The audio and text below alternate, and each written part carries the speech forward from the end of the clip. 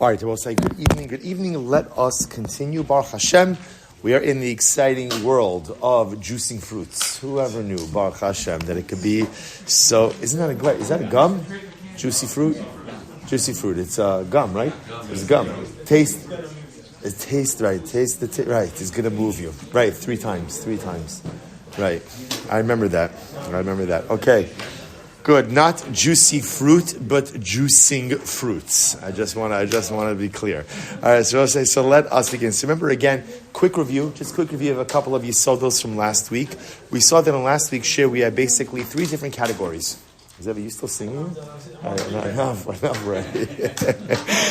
So we saw that in last week's share we had essentially three different categories. We had Zeisim va'anavim, right, grapes and olives, for which there is an Isur D'Oraisa to go ahead and squeeze them.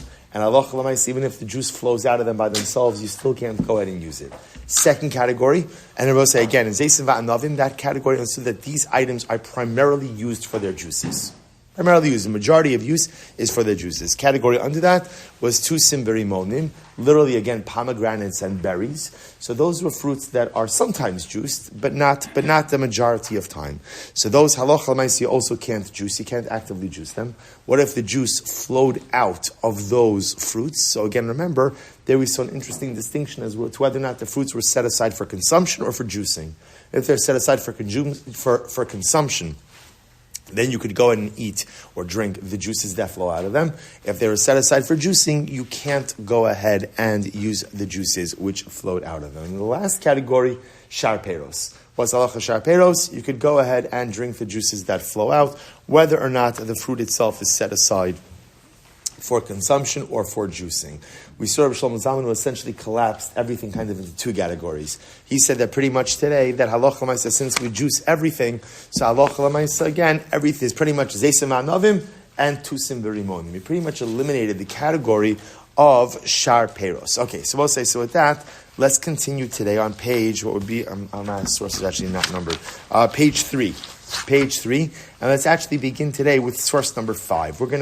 We're going to skip around a little bit. Today we're not going to do everything on these source sheets. Lo sakel isha chalab midadeh, l'socha kos, or l'socha kedera. So literally translated, a woman should not express milk into a cup or into a receptacle, visanik es bana, in order to go ahead and nurse her child. So bepashtos, what the Shulchan Aruch is prohibiting over here is the act of pumping breast milk on Shabbos. One can't do this. Why not? What's wrong with pumping milk on Shabbos? The Mishnah says in number 6, Mishum Mefarik. Remember again, always Chazorah. What's Mefarik? Right? Dosh what?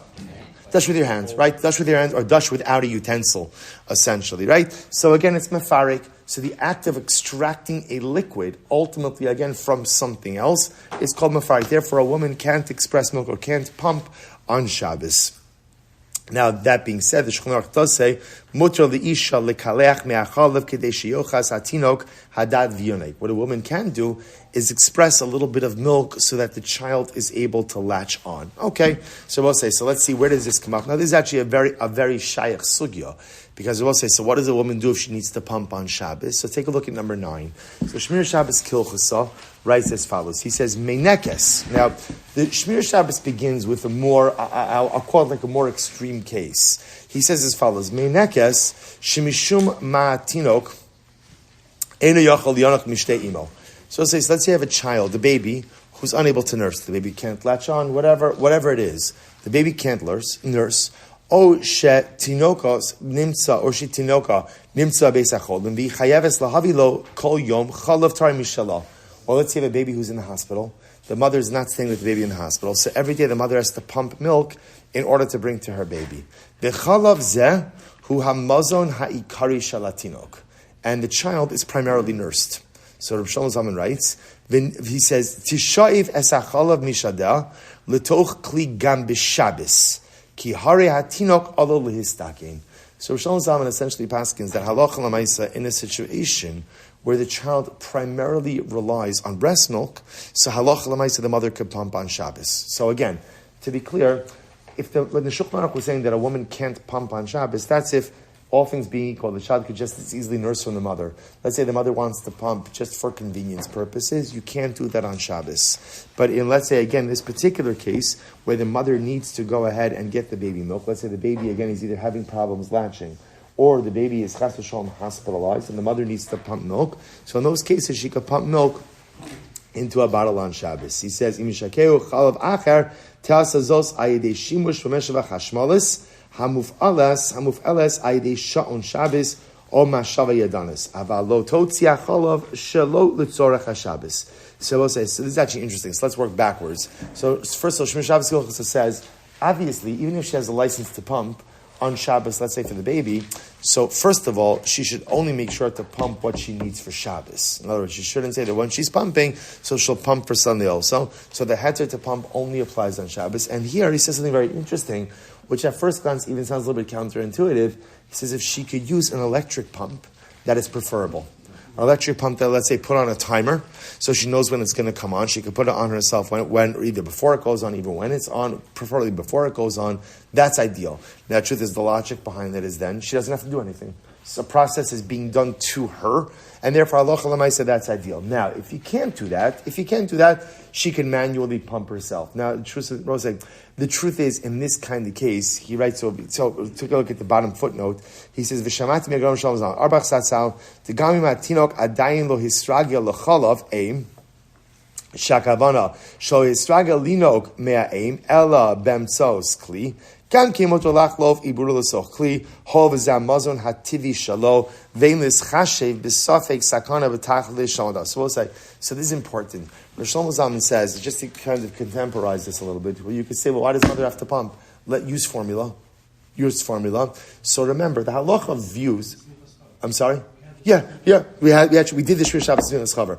So we'll say, so the idea over here is, since mother's milk is the natural food for the child, the halacha makes an allowance for the mother to pump. In other words, it's interesting. There is an alternative.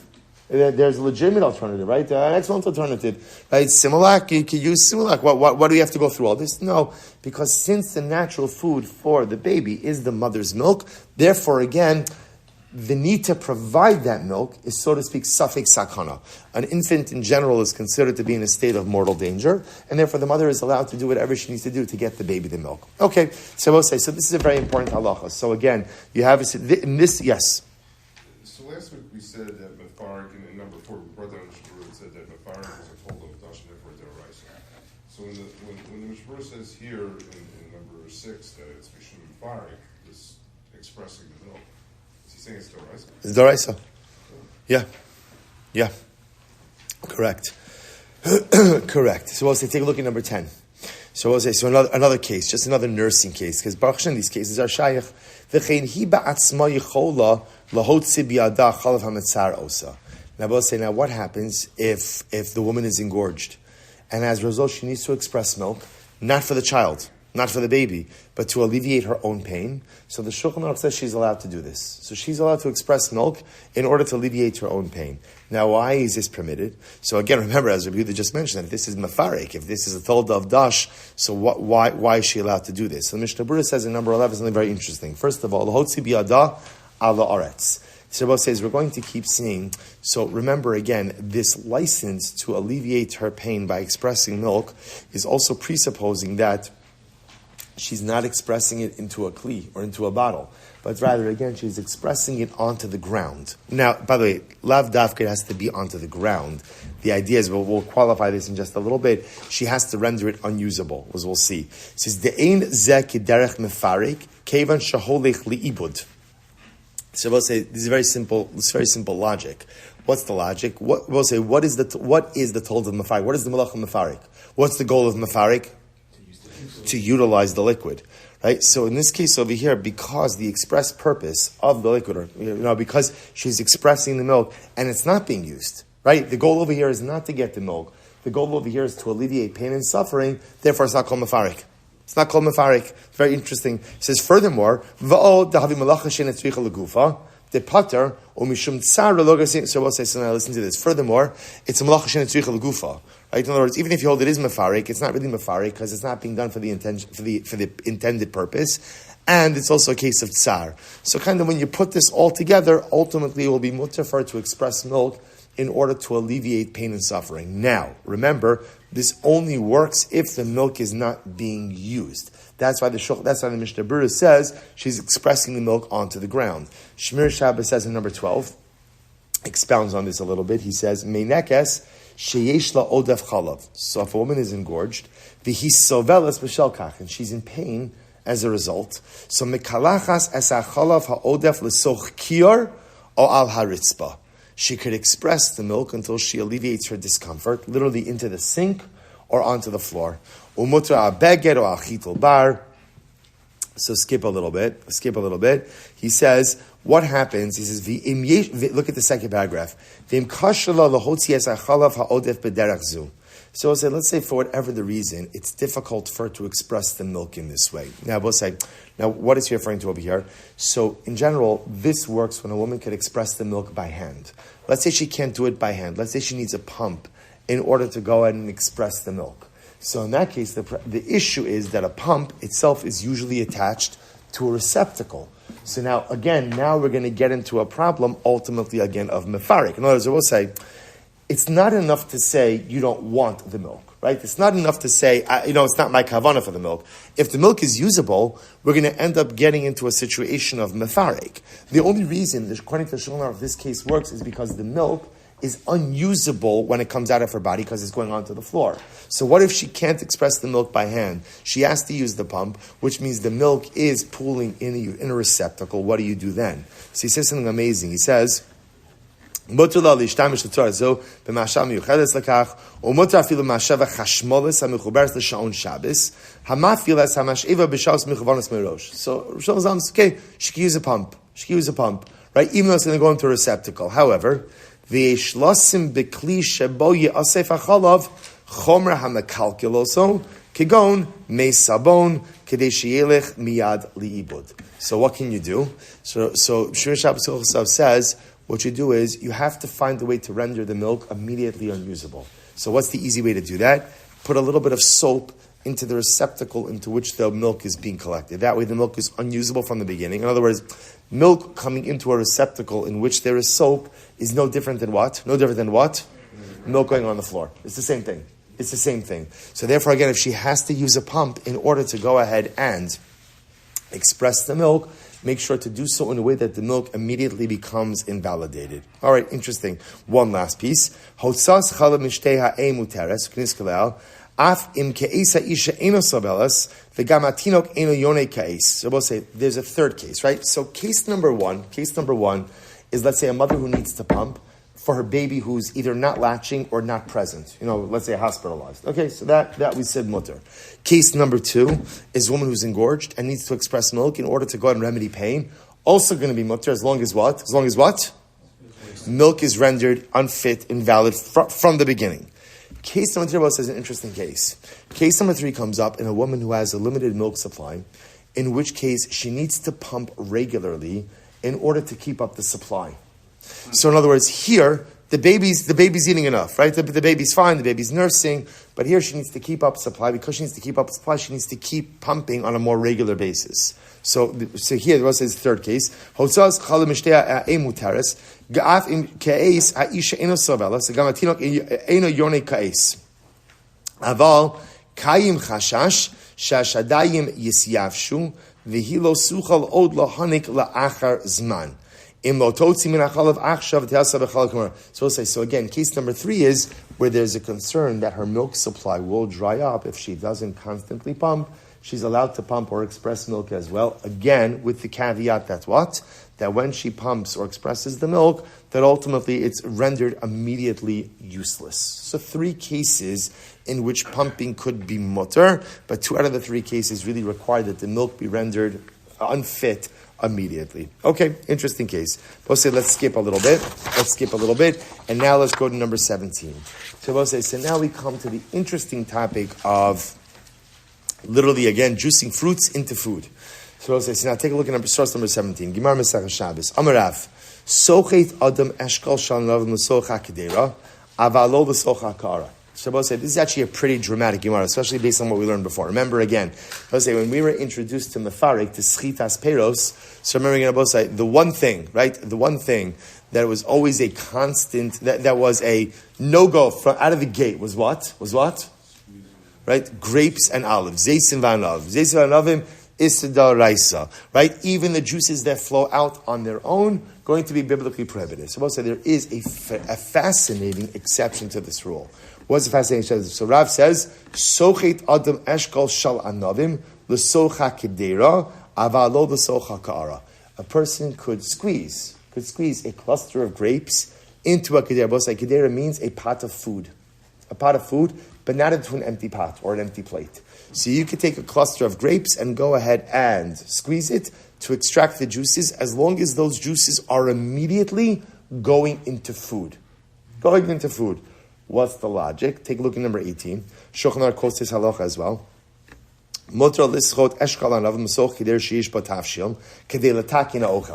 You're allowed to squeeze grapes. Now, I just want to point out the Shulchan Aruch is this halacha is not limited to grapes, right? But the Shulchan Aruch is illustrating it with grapes, right? Why? Because of course, if you could do it with grapes, then what? You could do it with anything, right? So you could really, the way almost to read the halacha is, you could even squeeze a cluster of grapes directly into food itself, and it's mutter. Now, it's interesting, if you look at the lashon over here, it says, why am I squeezing the grapes into the food? Kadei letakin ha'ochel. How would you translate kadei letakin ha'ochel? To improve the food. So I'm not just squeezing grapes into food. In other words, there's a benefit to the solid food item now that the grape juice is being added. The havile mashke habala ochel uke ochel dami. Why? Well, so here's the rule: liquid that is squeezed into food doesn't have the status of food, doesn't have the status of liquid, but has the status of food. In other words, we'll define this in just a moment again, but one more time, right? Mashke habala ochel ka ochel dami. Liquid squeezed into food doesn't have the status of liquid, but rather has the status of food. Aval in batav shil aser. But obviously, if you're squeezing the grapes into just like a plate, even if you're going to introduce food later on, that's going to be aser. All right, so... hold on. We're going to get to that. Excellent, Excellent. Take a look at number 19. Chaburah. So Chaburah says as follows. He says like this. Now, we'll say, what's the logic over here, right? So what's the logic that... if I take grapes and I squeeze the juice out, but the juice goes into food, that's not mefarik. That's not mefarik because juice that goes into food doesn't have the status of juice; it has the status of food. What's the logic? So the Mishnah says, "Ki Hashem mefarik b'zeisim ha'anavim, eino ki'im b'shetzarich l'schitas ha'prid l'mashke, she'az chashuv prika shemefarik hamashke min ha'ochel." So I will say, this is very interesting. Mishnah says it's a definitional issue. The concept of mefarik, we'll say, what is the definition of mefarik? Definition of mefarik? Detaching liquid from its original source. The malacha is when you want the liquid, but really there's one more piece to it. When you want the liquid by itself. But once the liquid is really no longer desired on its own, but it's only desired as an additive to food, then the liquid really never attains its one identity. Boss, you know what this is reminiscent of? Do you remember last week, on the first page of these sources over here, we quoted the Hilchos Shabbos. Just jump back to that just for 1 second. The Hilchos Shabbos gave us in source number 2, again, the first page of the Mar Makomos, the Hilchos Chaim, right, Mishum Sha, and the underlying lines, Mishum Sha mitz hayotzim me'azeisim ha'anavim, yesh lo shem mashke.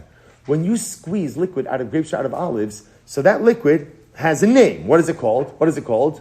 Grape juice. Olive oil. In other words, it has a shem mashke. Va'peruk sham mashke me'ochal nechshav melacha mishum sheyotzer umolid davar chadash. So the Hilchos Shabbos says like this. The concept of mefarik, and specifically by schitas peros, is you are creating something new. You're extracting the liquid, and now the liquid itself has a brand new identity. Right? When you just had a grape, all you had was a grape. Now you squeeze out the juice, there's something new. There's a new identity, a new thing. It's called grape juice. You have olives, you squeeze the olive, you have a new thing, oil. What the Mishnah Berurah now is saying, really what the Shulchan Aruch is saying, what the Gemara is saying is, that logic only applies when the juice is going to be extant, when the oil is going to be... But the moment you're taking the juice and you're squeezing it into food, then the juice doesn't retain its own individual identity. The oil doesn't retain its own individual identity, it becomes subsumed by the identity of the food that it's being added to. That's not the malacha of mefarik. It's not the malacha. Go back to number 19. He says, so we'll say, so again, the definition of the malacha of mefarik is detaching a liquid from its original solid source, and then that liquid remains in that state, in that liquid state. The moment the liquid is not intended to remain in its liquid state, but it's getting mixed in with something else, that's not mefarik. It's just a definitional issue. That's not mefarik. Because then I'll say essentially the liquid that's extracted from the grape or from the olives just has the status of food. In other words, it's almost as if you're mixing in the grape with the food, almost as if you're mixing in the olive with the food.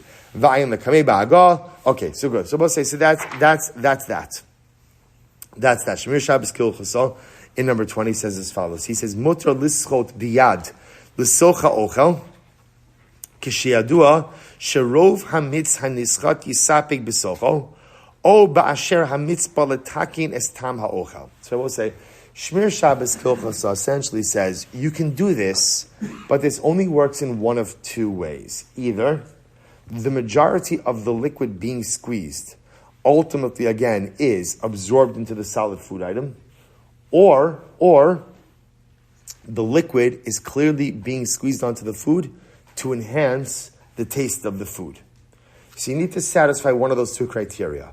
Either A, the majority of the liquid is being absorbed into the food, right? Which sounds like you could do that even if the liquid does or doesn't really enhance the food. If the whole thing is being absorbed into the food, then it's fine. Or B, even if the whole thing is not absorbed, but it's clear that this liquid's role is to enhance the flavor of the food, that's going to be mutter. It's going to be mutter. Very interesting. Take a look. So we'll say, take a look at the next paragraph in number 20. Ratz latakin es hatama atov shala ochlin, avalo shala mashkin, aidi osafas mitzmi peros, mutter lo lischot pri biyad, velo b'kli amiyucha lekach al ha'ochlin. So we'll say, so if I want to take a fruit, and I want to squeeze the juice of the fruit ultimately again onto the food in order to go and improve the taste of the food, totally mutter. Now, you can't use like a juicer, right? You can't use a kli for that, but there's no problem taking your hand and just so you have a salad and on your salad you like having fresh olive oil, right? No problem taking olives and squeezing them onto the salad. You want grape? I don't know, grape dressing on your. I'm sorry. Oh, lemon. We're going to deal with lemons actually separately, but yes, ostensibly same halacha. I have a piece of fish and I want lemon on my fish. It should be no problem to squeeze the lemon right onto that. It was, and he says something very interesting. He says, is that specific if it's a kli that's designed to juice, or let's say like the back of a spoon or something like that you're using?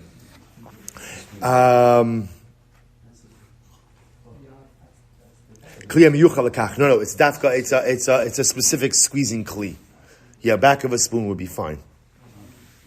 Look at this. He says, "Va'afilu ein hamitz hanisrat nistapik besocham v'usha kol hamitz olafachos shuba balatikuna ochlin." So now again in Gimel, just to show what's happening over here in verse number 20, in paragraph Gimel, Shemir Shabbos Hilchos outlined that you could squeeze fruit. You could squeeze a fruit, any fruit you want, even olives and grapes, onto a solid food, providing that one of two criteria are met. Number one, that it's being used to go and enhance the flavor, or number one, that is being used to enhance the flavor, or number two, that the majority of it is absorbed into the solid food. In Zayin, and now in the footnote, he's just expanding on this. So again, he says just explicitly, Salach l'maisa,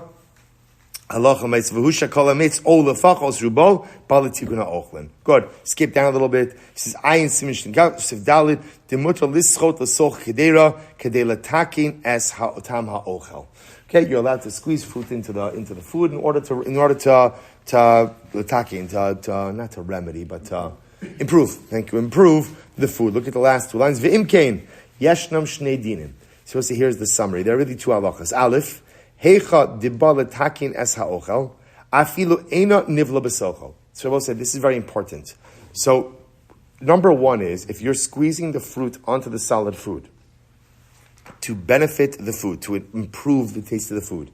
In that case, even if the majority of the juice is not absorbed into the food, that is going to be absolutely mutter. So let's just use Ellie's case for a second, right? So I'm taking the lemon, I'm squeezing the whole lemon onto the fish. It could be there's going to be a whole pool of lemon juice, right, on the fish. So most of it maybe wasn't absorbed. That's fine. Again, like I said, we're going to deal with lemon separately, but that's fine because halacha l'maaseh is clear that it's being done for the taste benefit in the solid food. That's aleph. Beis heicha de'eina bo letakin es ha'ochel.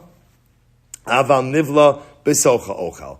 Case number two, I will say, would be, well, let's say the item being squeezed onto the food doesn't actually materially improve the taste of the food, but it's fully absorbed. Now, why you're doing it? Let's say you could be doing it for a number of different reasons. I'll give you a simple example. You're squeezing grapes, you want the grape juice because let's say you want to impact the coloring of the food item, right? You want to impact the color. I don't care about the taste, but I want the grape juice hue in my food. Which, I'm sorry? So we paskin ain't svia ba'ochlin, that there's no dying by foods, right? But that's an excellent point. We'll get to dying as well in Mir Hashem. I mean, we all get to dying, but I'm saying dy with a y. So lemaisa, and it's very interesting. So in that case, it's fine as long as the majority of the liquid is absorbed into the food itself. So one of two ways to go ahead and squeeze a fruit into solids, either again. Number one, halacha l'maisa, again, it's being used clearly and explicitly to improve the taste, or B, or B's, it's being fully absorbed into the food item itself. Okay, so we'll say, so now, fine. So let's skip a little bit. Now, Steve's point. So we'll say, so now based on this, it appears that we have solved our fruit salad issue from last week. Right? But remember again, last week we kind of were left with a little bit of a tzarech ian. I want to make my fruit salad, and I want to include grapes. What's the problem with including grapes in the fruit salad? What's the problem? Right? The grape juice. Remember again, juice that oozes from grapes is usser. So we'll say, so based on this, actually this is brought down by the Hilchos Shabbos. Hilchos Shabbos brings down that it should be fine. It should be fine. Since any juice that oozes out of the grapes is absorbed, so to speak, in the mixture of the fruit salad, it would be absolutely fine. You'll be able to drink it afterwards as well, because that's all going to be considered to be fruit salad, one thing. Now, let's say, I do want to give you the caveat. There are poskim that are machmir. It is interesting. There are poskim that are machmir that don't like grapes in the fruit salad because of the mashkin shazavu, because of the juice that flows out. But again, there are plenty of poskim that hold that halacha l'maaseh, any juice that does flow out is considered to be like juice that flows out into a solid food. And by the way, there's even a bigger reason to be makel, because we'll say you're even allowed to actively squeeze grapes into food, right? The fruit salad is not even a case where I'm actively squeezing the grapes, right? In other words, it's oozing out. So it's oozing out into a bowl of solid food. So therefore, again, many posts can bring down that Allah is totally permitted. Yes? Why wouldn't you be able to squeeze a fruit into a liquid if you said that as long as it's not just the liquid by itself, it's no longer a problem on the part?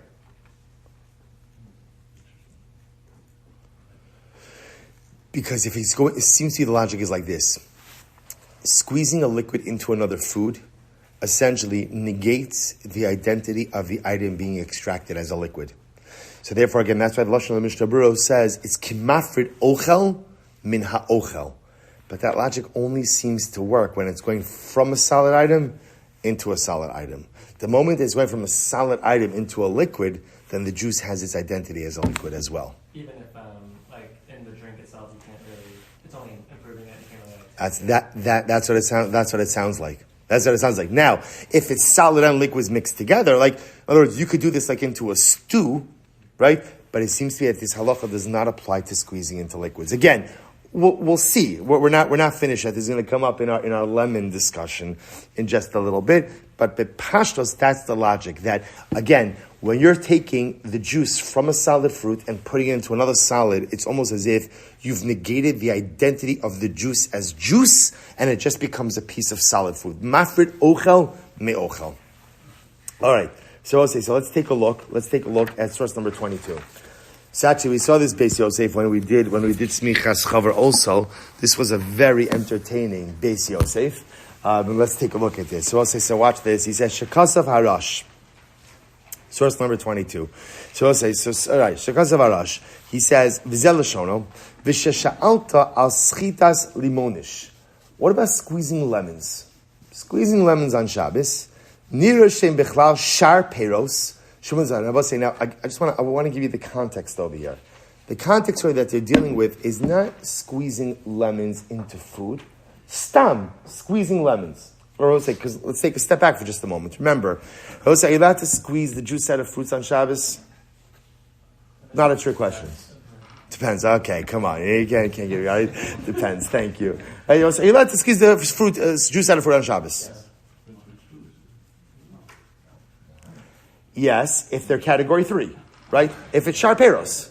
I know it depends. You have to tell me why it depends. Right? So if it's category 3 fruit, in other words, so it's not Zeisivan Novim, it's not Tusim Verimonim, it's sharperos, which means fruits that are generally not juiced, then halacha l'maisa, you're allowed to actively juice that on Shabbos. Not a problem. It's not mefarik. It's not mefarik because the juice itself. So both say. So that's the context of this question, right? This is not a question of squeezing lemons into salads or into food. This is, can we squeeze lemons on Shabbos?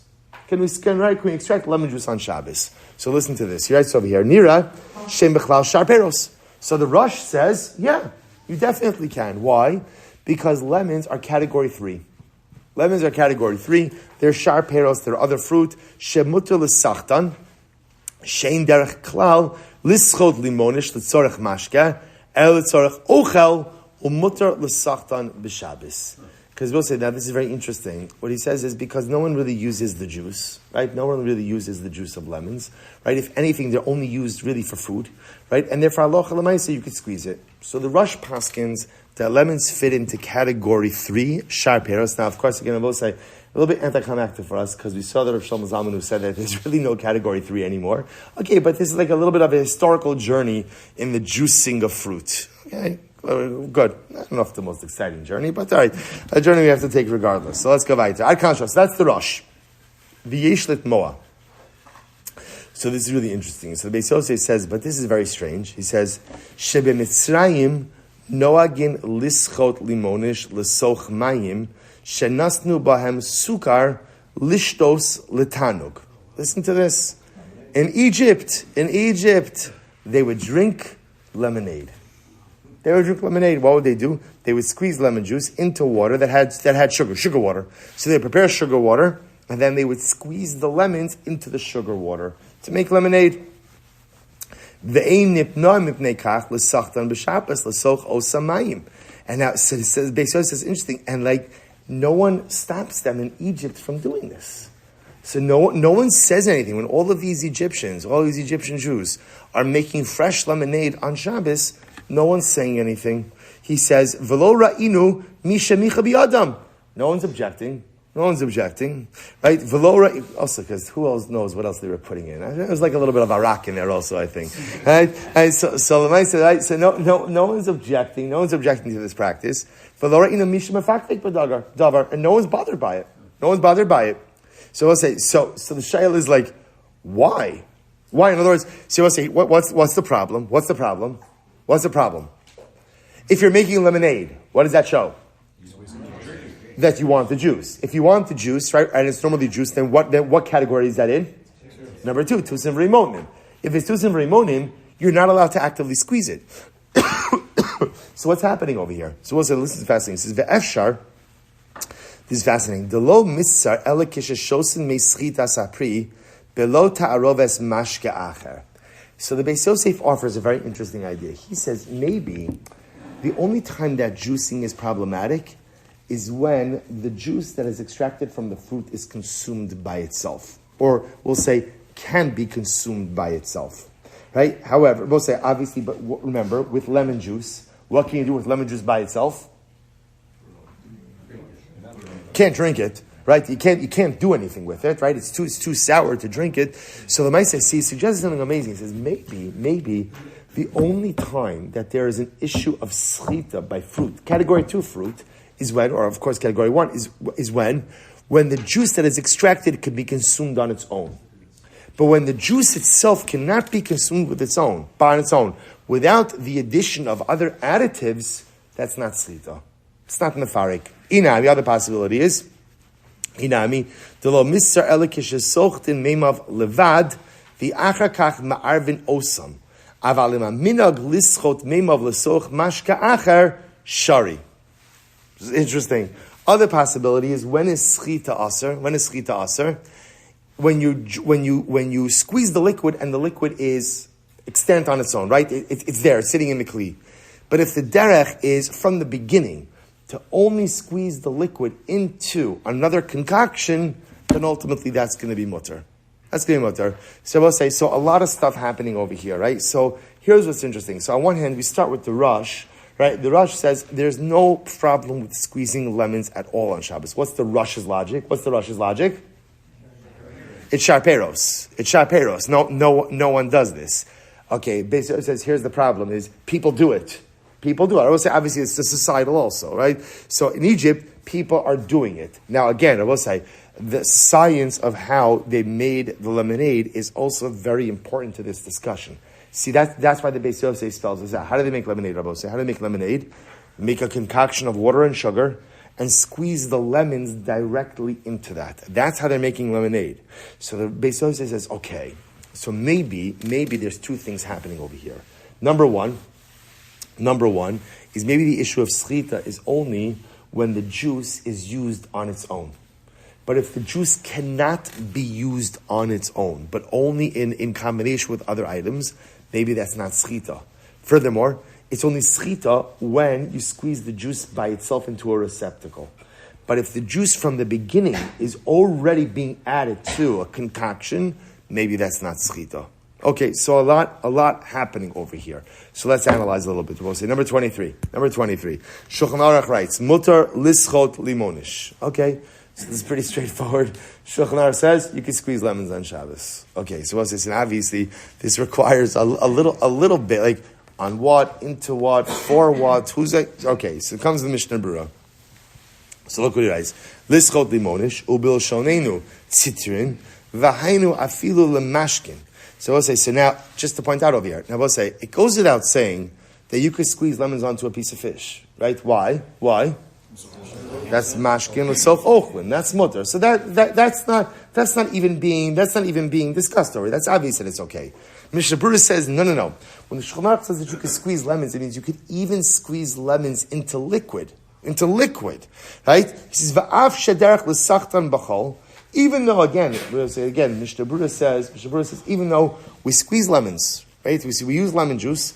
Kevan shein derech klal l'sachtan l'sorach mashke ela letabel bo ochel havi keshar peros.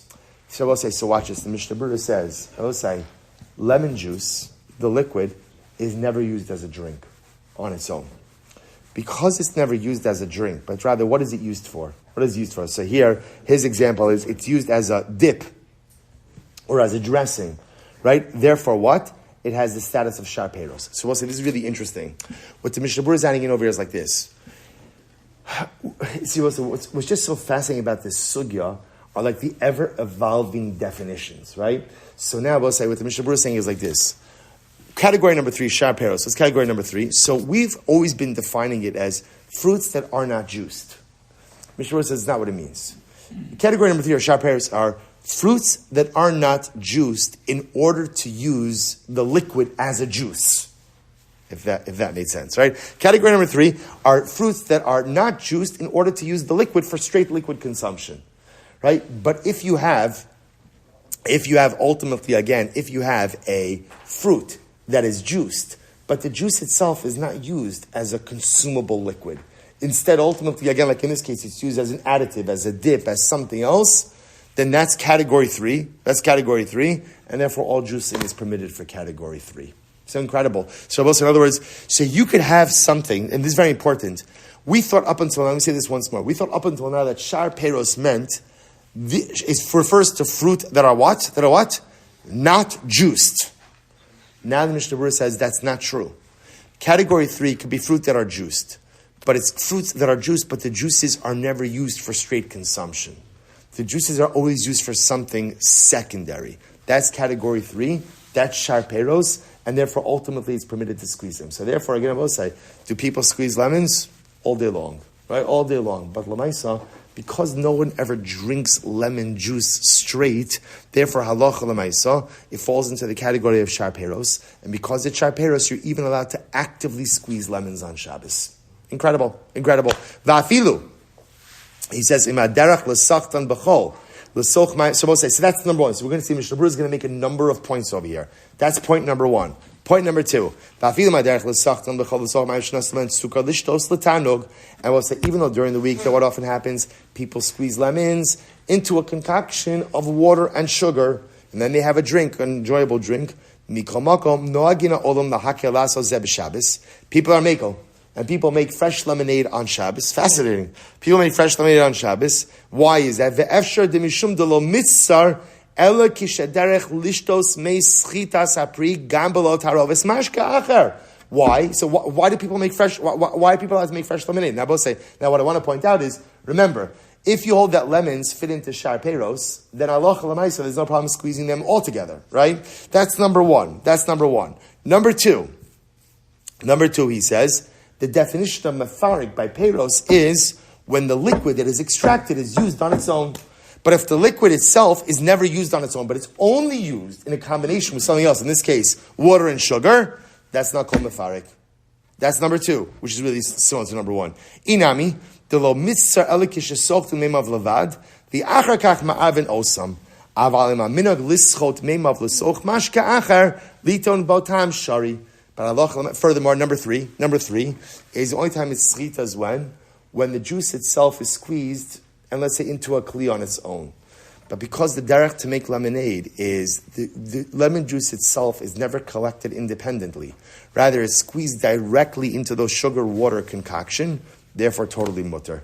I was saying incredible. He says, Ulafizeh bizman hazeh sheyadur shememalin chaves lemeos lishtos im punch be'ezem akomos sarich ian godel im mutter l'sakta m'shabos zoch mashka the efshar the dami letusim verimonim kevan the derech l'sachtan bekelim b'fnei atzmon the alkin tzarich lizar sheyischot mikodem al atzukar b'fnei atzmo tahave kemashka habala ochal. So, Bosse, here's the problem. The Mishnah Berurah says, but one second, things have changed. People make lemonade. And what else do? People make barrels of lemonade. Right? Barrels of hard lemonade, soft lemonade, right? All kinds of things. Right? All kinds of things. And he says, very often now what people do is they do collect the lemon juice in a receptacle of its own and then mix it in. So we'll say, therefore the Mishnah Berurah says, it's hard to say that lemons are in the category of sharperos. Rather, what you really have to say is that lemons are in the category of tusim v'rimonim. Oh, so if lemons are in the category of tusim v'rimonim, we'll say, then what's the halacha? Can't squeeze them on Shabbos. But he does give an eitzah. What's the eitzah? Squeeze the lemons onto the sugar. The sugar is a solid food. So what you can do is squeeze the lemons onto the sugar, and then take that mixture. So that's mashkin l'soch ochlin. That's going to be mutter. And then take that and go ahead and mix it in. Now, I will say certainly to go ahead and mix lemon, squeeze lemon into food, that's going to be totally fine. Okay, so this is a different halacha of if they're pickled, which we're going to leave for now. So I will say, so bottom line, what comes out over here is the fascinating evolution of lemons. So, right, by the time when we start the Mishnah Berurah, right, the Mishnah Berurah is convinced that lemons really fall into the category of sharperos. And as sharperos, what can you do with lemons? Anything you want. By the time we get to the end of the Mishnah Berurah, he says, it's tusim v'rimonim. Well, as tusim v'rimonim, again, I can't actively squeeze it. So what is my eitzah if I want a fresh glass of lemonade on Shabbos? There is an eitzah. What's the eitzah? Squeeze the lemon juice onto sugar. then mix the sugar into the water, and Shalom Yisrael, you have your fresh glass of lemonade. I will say, so we'll have to stop over here. We're going to finish. I don't want to rush. So we'll finish up the last two Ma'arim Makomos. So we'll see what Rav Avadia has to say, what the Aruch HaShulchan has to say. We'll finish up Emirza and the Chazon Ish. Chazon Ish is going to be pretty strict with this. We'll see. We'll finish this up next week, I will say. And the Emirza Hashem, very exciting. Next week, we are beginning Borer. Wide world of Borer is going to be incredibly exciting in Emirza Hashem. I will say, Shkoyach Amud Yomi starts in 2 minutes. Shkoyach, everyone. Terrible.